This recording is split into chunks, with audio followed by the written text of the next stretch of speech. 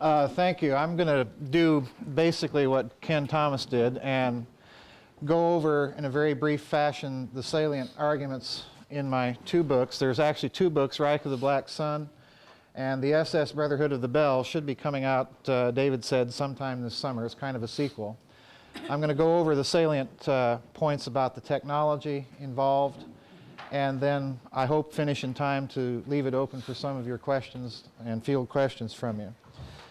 There is one thing that I want you to bear in mind as I'm describing, particularly toward the end of this presentation, and that is that the incredible technologies that I'm going to be describing to you were purchased at an enormous cost and investment, both of human genius and of human suffering. The hidden story of Nazi secret weapons is that almost all of them were developed at some point with the use of massive slave labor from the concentration camps, so I don't want you to forget that.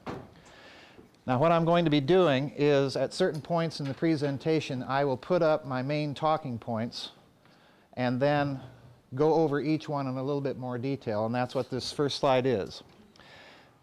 I am convinced, at the very minimum, that Nazi Germany possessed at least a sophisticated and successful and quite large uranium enrichment program for the purpose of building an atomic bomb.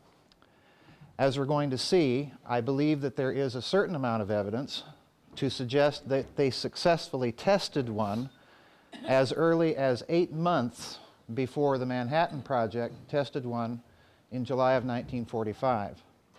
Most of this information is based on two types of source: declassified documents that have become available since the German reunification. The British and American governments in particular declassified a lot of documents shortly after German reunification, I believe, in part because it was no longer practical to keep them secret, because the installations that are in the Eastern Zone were going to become available and open to inspection. There is essentially, the case rests on the beginning by asking an obvious question. When the United States dropped the uranium bomb Little Boy on Hiroshima on August 6, 1945, we dropped an untested bomb. Now, this is admitted in the record. What the explanation for doing so is that the United States military was so confident in its own engineering and its own development of the theory of nuclear bomb physics that we were confident that it would work.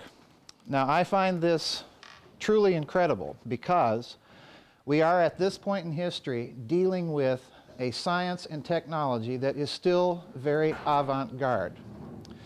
So my quest really began a long time ago when I was a kid, when I noticed this strange fact that didn't seem to make military sense, especially considering the fact that we knew that Japan was also working on an atomic bomb.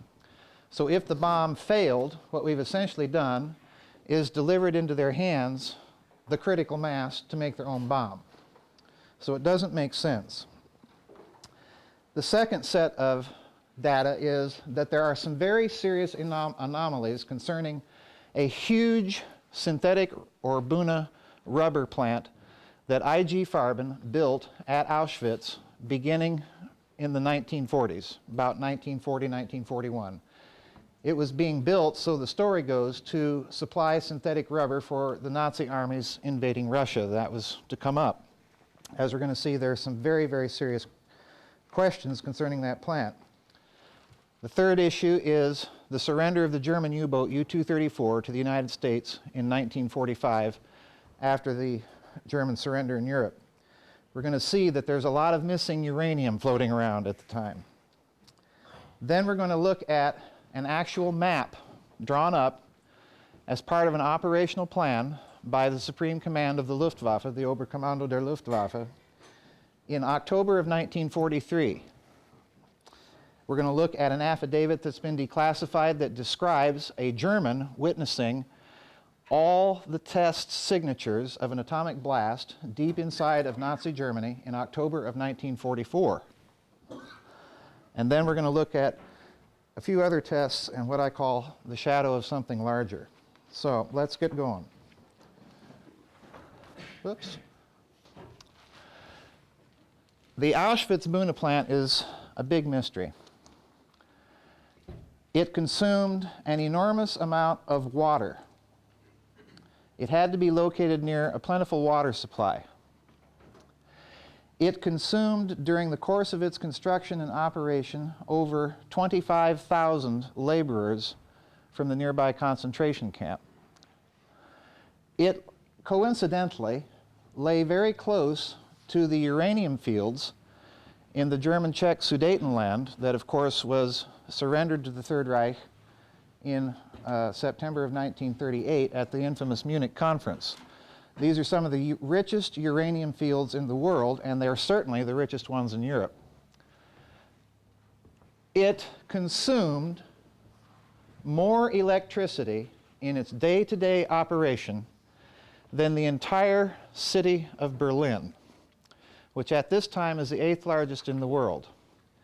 Its cost at that time, which Farben funded themselves, was 250 million Reichsmarks. In today's dollars, that's about $2 billion. This is, in other words, an enormous facility.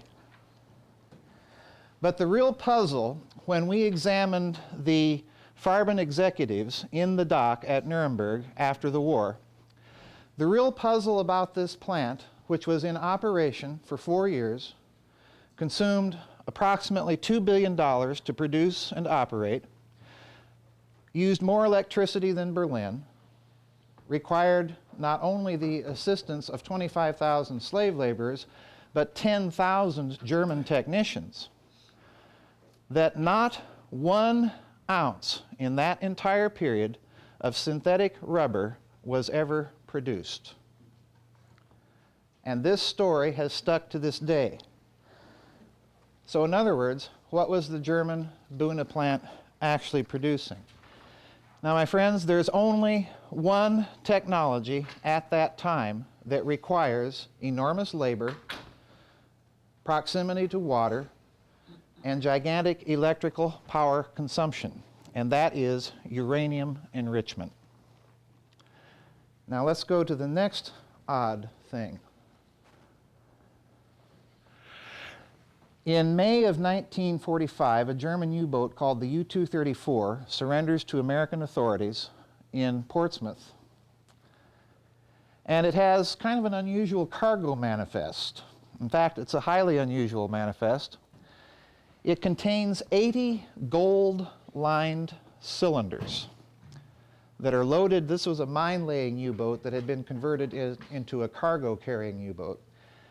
These cylinders were gold-lined.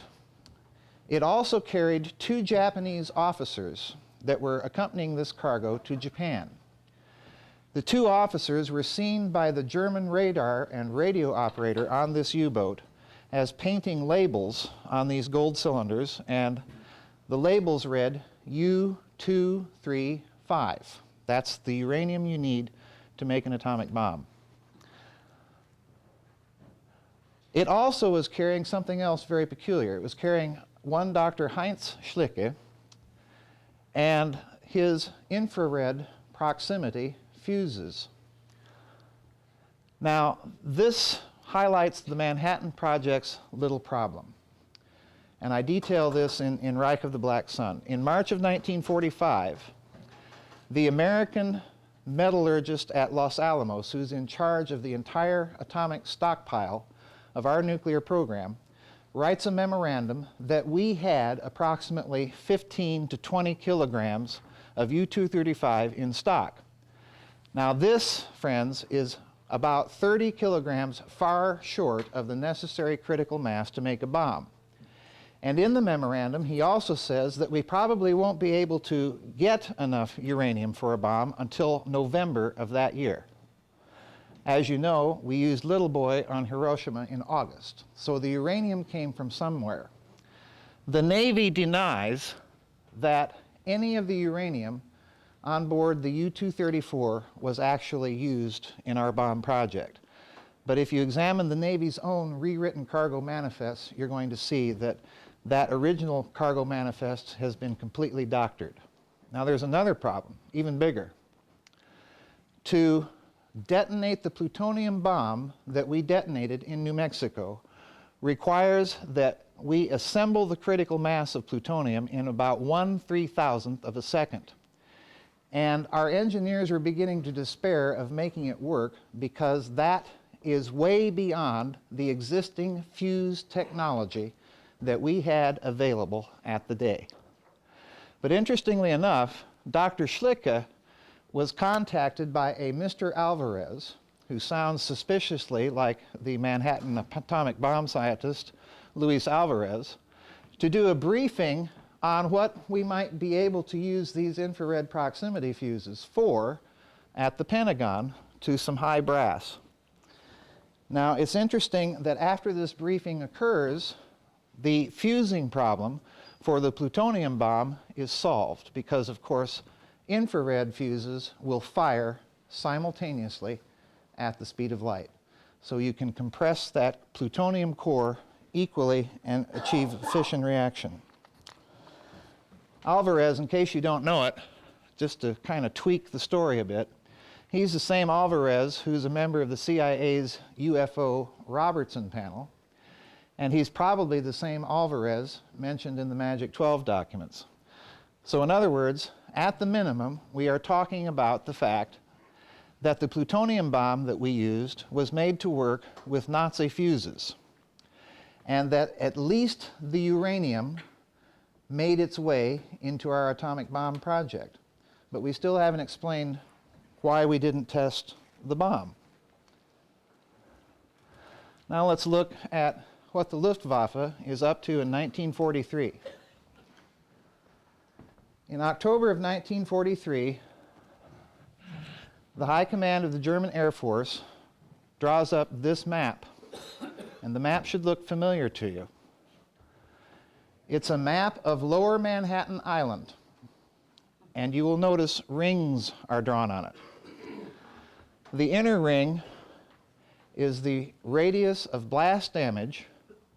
The second ring is the radius of primary heat damage, and then that outer ring is the maximum area that you would get some sort of blast damage resulting from, this is kind of interesting, another intriguing coincidence, the explosion of an atomic bomb in the 15 to 17 kiloton range, which incidentally is oddly enough the same yield as the little boy bomb dropped on Hiroshima.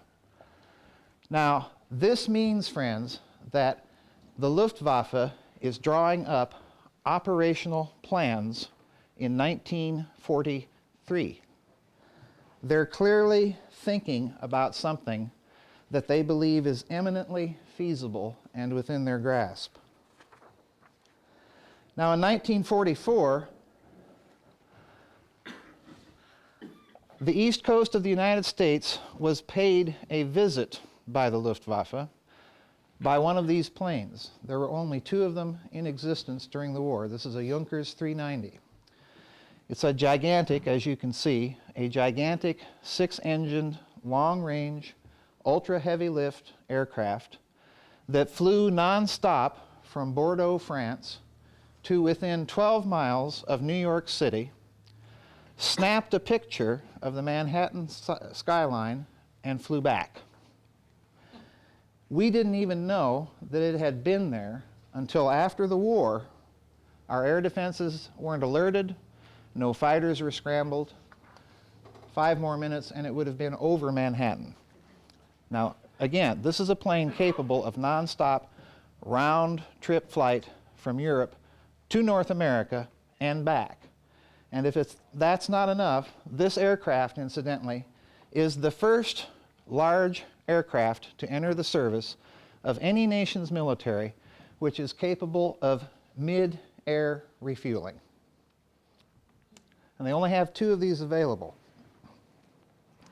Now, the purpose of the flight was obviously for target identification. So in other words, that Luftwaffe map and this flight indicate that the German nation is preparing an actual attack on the East Coast. Now, the Zinsser affidavit is one of these declassified documents that I put in the Reich of the Black Sun. This affidavit was declassified only in 1992. The next item that we're going to discuss is an Italian officer's witnessing of something that looks like Zinsser described that took place in the Baltic in October of 1944.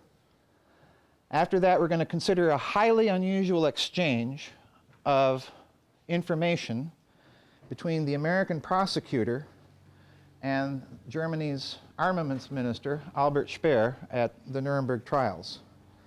And then we're going to look at some British post-war newspaper articles. Now, if we look at the Zinsser affidavit, I'm going to read it to you. You can follow along. This is the German pilot describing to his American interrogators, this was classified secret incidentally, kept secret for 50 years, what he saw on a night around October 10th, 1944, as he's flying over the Baltic Sea in a German bomber. Quote, "The clearly visible pressure wave escaped the approaching and following cloud formed by the explosion. This wave had a diameter of about 1 kilometer, or about 6/10 of a mile, when it became visible, and the color of the cloud changed frequently." Does this begin to sound familiar? "It became dotted after a short period of darkness with all sorts of light spots, which were in contrast to normal explosions of a pale blue color. After about 10 seconds, the sharp outlines of the explosion cloud disappeared. Then the cloud began to take on a lighter color against the sky, covered with a gray overcast. The diameter of the still visible pressure wave was at least 9,000 meters, while remaining visible for at least 15 seconds. And then later on in this affidavit, he goes on to describe the cloud as mushroom-shaped. In other words, you're witnessing the description before we have detonated an atomic bomb and know how even to describe the detonation of an atomic bomb. You are witnessing the description of something that was tested by the Nazis in 1944 that has all the signatures of an atom bomb. He even talks about the fact that the electrical equipment on his Heinkel was beginning to fail, which is a typical result of a nuclear explosion. Now let's consider another overlooked little bit of information. At the Nuremberg trials, the Nazi armaments minister, Albert Speer, was asked a question by the chief American prosecutor, Henry Jackson. Now listen to this. Quote, "A village, a small village, was provisionally erected with temporary structures, and in it approximately 20,000 Jews were put. By means of this newly invented weapon of destruction, these 20,000 people were eradicated almost instantaneously, and in such a way that there was no trace left of them. That it developed, the explosive developed, temperatures of from 400 degrees to 500 degrees centigrade, and destroyed them without leaving any trace at all. Do you know about that experiment?" Speer: "No, and I consider it utterly improbable. If we had such a weapon under preparation, I should have known about it." Unquote. Now, it's interesting that Speer says that, because as I'm going to get into in a moment, most of the super sensitive secret research of the Third Reich was conducted under the auspices and security jurisdiction of the SS. And in fact, toward the end of the war, Speer didn't have knowledge of most of this sensitive stuff. So it's not surprising that he doesn't know about it. But it's interesting to read Jackson's description of how the Germans are testing whatever it is that they're testing. They're building mock cities. They're putting living biological material there, in this case live human beings, to study the effects of this weapon. So clearly, We're dealing with a weapon that is so unusual it requires this kind of testing. It's not a conventional explosive. Now, right about the time that all this is going on in 44, after the war, or pardon me, on October 11th, this is a significant date, because Zinsser, the German pilot, described the test that he saw as taking place on October 10th. So this is one day after. It's the London Daily Mail. I've drawn an arrow. I want you to look at what it says there. Berlin silent, 60 hours, still no phones. In other words, the entire phone service in Berlin had gone down, had been interrupted for 60 hours. Now, this is extremely unusual and indicative of something. It's indicative of electromagnetic pulse that results from a nuclear weapon close to the proximity of Berlin, which the test site in the Baltic would be.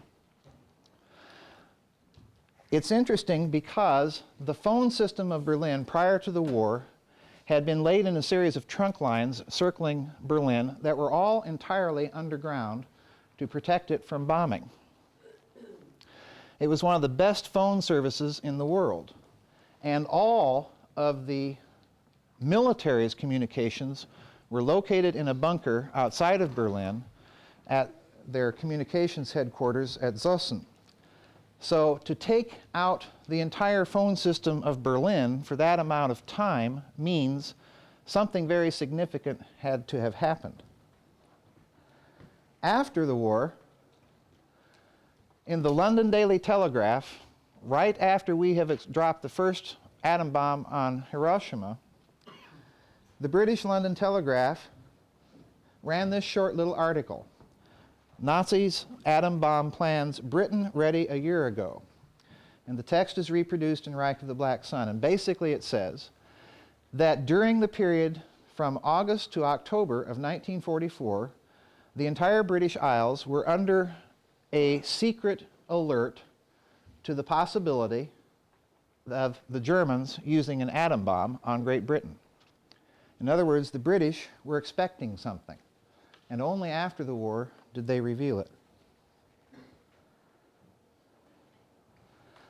If we go forward toward the last few months of the war, there's an allegation of yet another test that occurs in a little German town, a village, called Ohrdruf, which is in Thuringia, which is south-central Germany in the Harz Mountains. And there are indeed a lot of old SS installations in that area, and also over into Silesia, which is in Poland. This test took place on March 4th of 1945. The signs of the test are still there. You can still see old trees that have been laid flat in a concentric fashion from some center emanating point. Of course, things have grown up around there since then, but you can still see signs of some sort of test. And it's interesting that Hitler himself is present in this area at approximately this same time and makes an address to officers of the German Ninth Army in which he says, "We still have things that need to be finished, and when they are finished, they will turn the tide." But this test reveals a problem. It reveals a problem of just how advanced their thinking may have been and what they were up to. Because the people making the allegations say that the critical mass of this weapon was about 100 grams, which is far, far below what was then thought to be the needed critical mass for an atomic bomb. Now, there is an explanation what they might have been doing if this was a nuclear test, and I believe it was, because there are also radioactive signatures in this region of modern Germany. High ones, abnormally high ones. The first would be the requirements of the German rocket program. An atomic bomb, such as we dropped on Japan, was an enormously heavy device. For them to be able to use it successfully on their rockets, they have to miniaturize it by any means possible. The way to do it, one way, is boosted fission. It's like adding a little alcohol to your gas tank, something to give it extra spark. In this case, you add a little neutron initiator, like polonium, heavy hydrogen, to dope it and spit out a few extra neutrons to create more yield from a smaller amount of material. There's another problem, though. To get that small of a critical mass, you have to have plutonium. And to have plutonium, to make plutonium, you need a reactor. And according to what we've been taught, the Germans were never successful in creating an atomic pile that worked to create plutonium.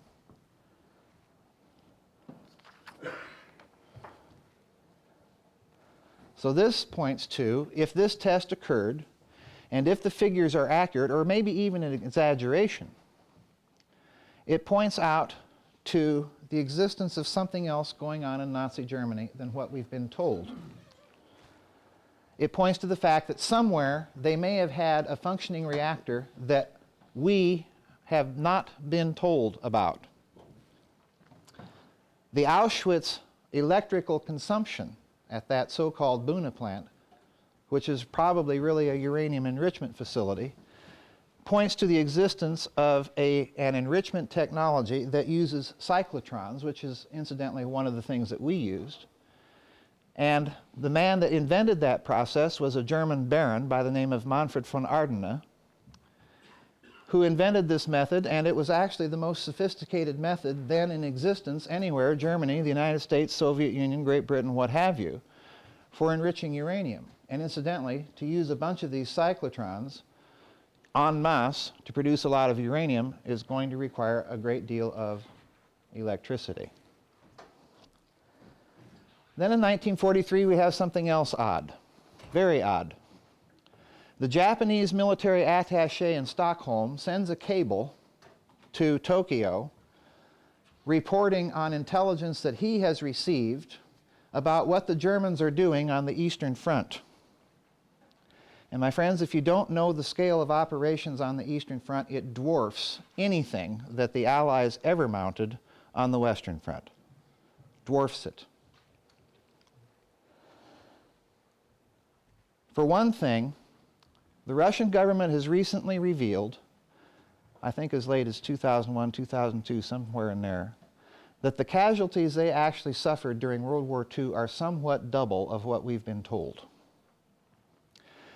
Now, this means that operationally competent as the German army was in World War II, to inflict that amount of damage on an enemy using conventional weapons just really isn't feasible. They're using something else. In other words, if you're wondering, well, if they had the bomb, why didn't they use it? I'm telling you, the answer to that question probably is that if they had it, they probably used it on their mortal hated enemies, the communists. And the reason we haven't heard about it is if they did, Stalin would certainly never admit the fact to his own people or to the world that they are facing an enemy far superior technologically than they are. It's interesting because there is public corroboration that the Germans were doing something on the Eastern Front that really falls outside the realm of conventional operations. In 1941, Otto Skorzeny, Hitler's favorite commando, writes in his memoirs that the German units entering Khimki, which is very close to Moscow, in order to force the Russians out of a position, had resorted to the use of a rocket artillery barrage using fuel air bombs, or as he calls them, liquid air bombs. If you don't know what a liquid air bomb is, it was supposedly developed by us in the 1970s as a byproduct of our own nuclear technology. It is a conventional explosive with the explosive destructive power of a small atom bomb. So you can imagine what a battery of multi-barreled rocket-launched artillery firing a bunch of these things is going to have on the Russians. In fact, the Russians replied to this action through Sweden to the Nazis that if they kept this up, the Russians would resort to poison gas. Now, the interesting thing is, all of these episodes point to the existence of a technology that we haven't been told about, or that we've been given a very different history of than actually is the case. A further test of a fuel air bomb in front of one of Himmler's aides tested a bomb so big that it had a 12-kilometer destruction radius. That's a big bomb. If the Ohrdruf test took place, it points to the existence not only of a reactor technology, but if they're using boosted fission to make atom bombs, they're using heavy water. And a boosted fission bomb, incidentally, friends, is the next step on the way to the hydrogen bomb in the technology tree. All this leads me to something that I find very interesting as I research this. A British agent who talked to some Polish and German researchers that I use in Reich of the Black Sun. His name is never mentioned. But he says this: yes. In other words, as if all this isn't enough, this is this man speaking in terms of the context of everything I've just told you. And then there was also the fourth team about which we heard rumors during the last phase of the war. This was certainly so shadowy and so fantastic that one could only construe it as a ploy. But after the war, it became evident that the world had avoided a colossal catastrophe by a hair's breadth. The fourth team worked in a field that was monstrous on a daily basis. And when I say this, I meant thereby that they experimented with things that a well-informed public would to this very day think them to be unthinkable and unimaginable, and thus imaginary. I mean to imply that these specialists worked in conceptions that totally abandoned conventional physics laws, unquote. So this is the mystery. What is this secret physics? What is this secret technology that the Nazis were up to? I want you to consider the peculiar facts of the end of World War II in Europe. General Gotthard Heinrici, who's in charge of Army Group Vistula facing the Russians, had a conference with Hitler and his general staff in the bunker in Berlin, and he notices that Germany's best remaining battle-worthy formations are about 60 to 100 miles south of Berlin on a front facing the Russians in front of a German city named Breslau. And he pleads with Hitler to turn these troops loose, transfer them north to defend Berlin. Hitler refuses and tells Heinrici that defending Breslau is necessary because we've got to defend Prague, and we've got to defend Prague because Prague is the key to winning the war. Now, the standard explanation for Hitler saying that is that the man is totally nuts by this period and doesn't know what he's talking about. No, he's not. He's not. Then there's the peculiar thing that the Allies do. Everybody knows we turned away from Berlin, and General Patton's Third Army in particular is driving hell-bent for leather, not for Berlin, but for Prague, Czechoslovakia. And incidentally, along the way, he's going to capture the old Skoda works, a big, huge munitions works that was used by the Austro-Hungarian Empire in World War I at a little town called Pilsen. Now, at Pilsen, there's something very interesting. It's called the Kammler staff. It's headed by this man, SS Obergruppenführer Hans Kammler. A butcher. This is party photos. A man personally responsible for the murder of tens of thousands of people. But his brief in the Third Reich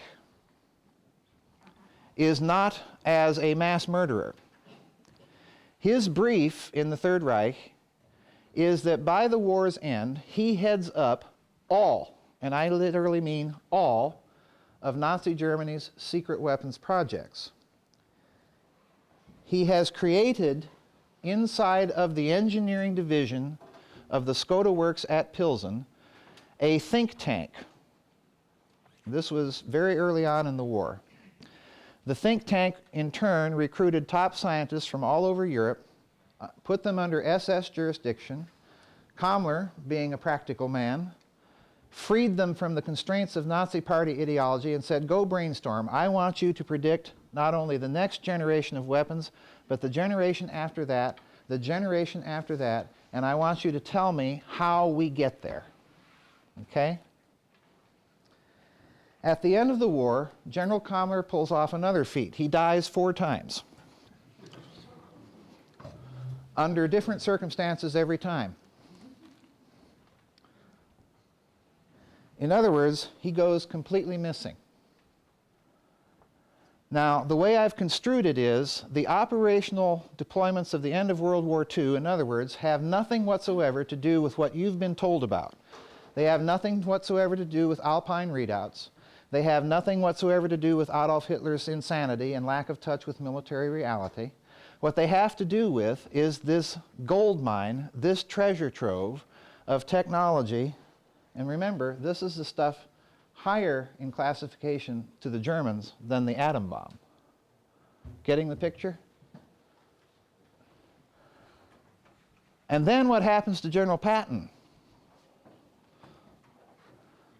Coincidentally, well, some say maybe murder, some say, well, it was just a freak accident. But it is unusual that the Third Army would have been the one army that had on the hand, day-to-day, intelligence reports of what they were finding when they captured Pilsen. Now, let me go back here. This brings us to the 3 final points: the disappearance of the Junkers 390, the murder of some German scientists, and what I call the SS Brotherhood of the Bell.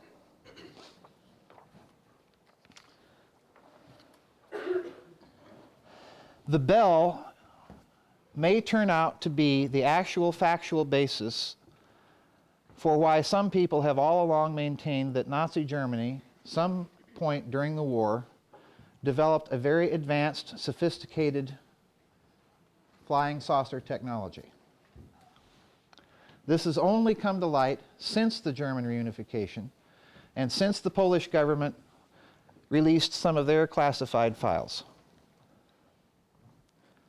Everything I'm telling you is based on a war crimes trial of an SS general in Poland after the war. The Bell was developed and tested at a place in central Germany called Schloss Fürstenstein, which is in Upper Silesia. It's kind of hard for me to describe where that would be. It'd be about south central Germany, kind of over toward Poland a bit. Close to this site, there's this strange structure. Nick Cook reproduces this in his Hunt for Zero Point. It's a henge-like structure, as you can tell. You can't see from this picture very well, but it sits in a basin or a pool. And around the outside of this pool, there are portals for heavy, high-voltage electrical cabling that go into this structure.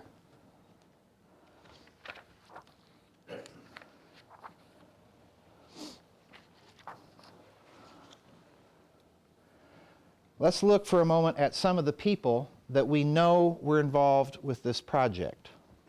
We're going to look at the personnel. We're going to look at the effects that witnesses say that the Bell had. We're going to look at how it was constructed. We're going to look at a mysterious substance that was put into it that the Germans codenamed Serum 525. And we're going to look at this last thing here, Kriegsentscheidend. That was the classification that the Nazis gave to the Bell. It's a technical classification, just like top secret would be to us. But there's something very interesting about this classification, Kriegsentscheidend. There's only one project in Nazi Germany that rated this high of a classification. Not their jet fighters, not their rockets, not their proto-transistors, not their phased array radars, not their jet aircraft, not their heat-seeking missiles, not their infrared-seeking missiles, not their acoustic homing torpedoes, not their wire-guided missiles, their wind cannon, their sound cannon, or any of the other oddball things that they did.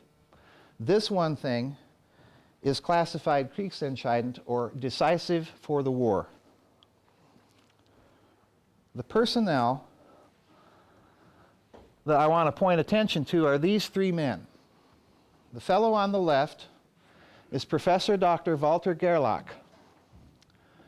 This is a premier, first-class, internationally renowned, Nobel laureate physicist who performed in 1921 one of the three most famous physics experiments in the 20th century. His expertise, incidentally, he's also the nominal head of their atom bomb project, but listen to this. His expertise is in spin polarization, magnetic fields resonance, and gravitation. An odd guy to have designing A-bombs. But he is the project head of the Bell. The man in the middle is another four-star SS general, SS Obergruppenführer Emil Matsuv, about whom almost nothing is known. I didn't even know that this man had ever existed, and I'm pretty well informed about operational details of World War II in Europe. I didn't even know this guy existed until I started researching the Bell. Well, this SS general headed a department within Kammler's think tank called SS Entwicklungsstelle 4. And the brief of this department was to make Germany independent of foreign oil. In other words, they operated for the entire 12 years of the existence of the Third Reich. A whole government department gave it massive funding to do nothing but develop what we would call free energy. Okay?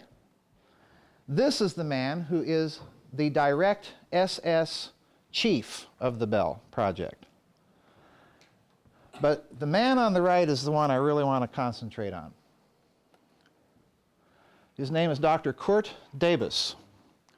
Here's a picture of Dr. Kurt Debus and another famous fellow, Dr. Werner von Braun, at NASA. Debus is pointing off to something in the distance. Now let me tell you about Dr. Debus.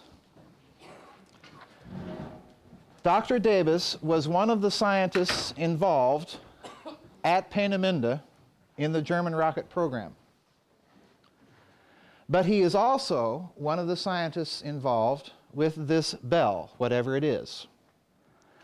He becomes part of Operation Paperclip and ends up as one of the directors, not just an engineer pushing a slide rule, but as one of the directors of the Kennedy Space Flight Center at Cape Canaveral, helping run the Apollo moonshot program. And here's the clincher. This man is not a rocket engineer. His specialty is high voltage, direct current, electrical discharge physics, and measurement.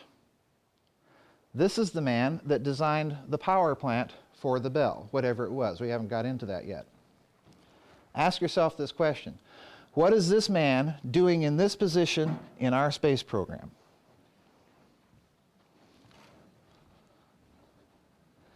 Now let's look at the effects of the Bell. When the Bell was tested, it could only be run for 2 minutes before they had to turn it off. Its effect was almost instantaneous. Plants were reduced to a blackish goo within a matter of minutes if they were exposed to it. During the initial tests of this device, the scientists and technicians themselves who were testing it were killed. The two who survived suffered massive mental damage. It had to be housed in a room of ceramic brick, which was then laid over with rubber mats, and after each test, the mats had to be pulled out and burnt, the room had to be scrubbed with brine, and guess who got to do that? Well, it wasn't the scientific technicians, it was slave laborers from the concentration camp. During operation, it made a buzzing sound. In fact, the Germans nicknamed this thing Die Bienenstock, the beehive. When tested outside at the henge, the Polish inmates who survived that described this thing described they saw flying barrels emerging from below the tree line at night, emitting a pale blue glow, and then settling back down below the tree line.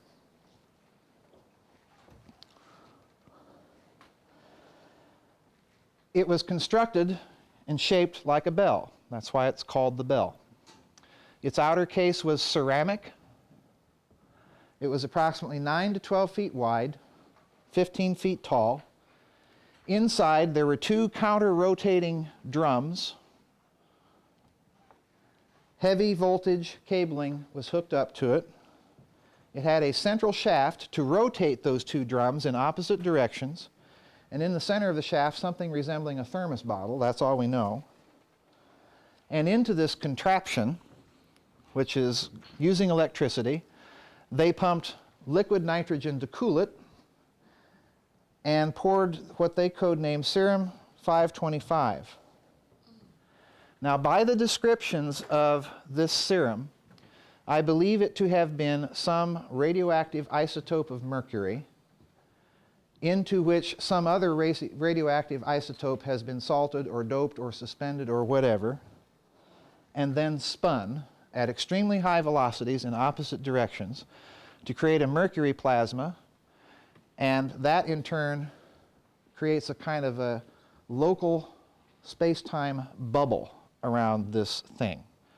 In other words, we're talking about, for want of a better word, anti-gravity. Okay? And when you say gravity in physics, you're also, pace Einstein's theory, you're talking about time. And one of the code names for this project, incidentally, was Project Chronos, or time. Now, I put up here the red mercury legend under this serum 525 because in the 1990s there was a myth about nuclear proliferation that concerned a mysterious substance that the Russians had discovered called red mercury that supposedly was able to achieve a fusion reaction, in other words, a hydrogen bomb. You'd be able to set off a hydrogen bomb using this stuff without having to use an atom bomb to detonate it as the trigger. Okay? And if you research the red mercury legend, they will tell you that apparently this substance was concocted or confected by the Russians after composing the chemical compound, they immersed it and irradiated it in a reactor. Now, this stuff sounds suspiciously like this serum 525 that the Germans were using in the Bell. And if it was that type of explosive, then it's no wonder that the Germans classified it as decisive for the war. So what were they doing? I know I'm skipping enormous amounts because I can't possibly summarize the book in this short amount of time, or the books. I believe that because the Nazis prohibited relativistic physics, that the German scientists at the time were thrown back on the only ideologically acceptable physics to the Nazi regime, and that was quantum mechanics. Now go back to Gerlach, that physicist that I told you about. One of Gerlach's specialties just happened to be vorticular physics and the peculiar properties of mercury when subject to stresses of high rotation and electrical pulse. I believe what they were doing was trying to cancel out the force vectors, or zero sum, and create one of these little bubbles around the bell, which would create a field effect. The bell would literally lose mass and levitate.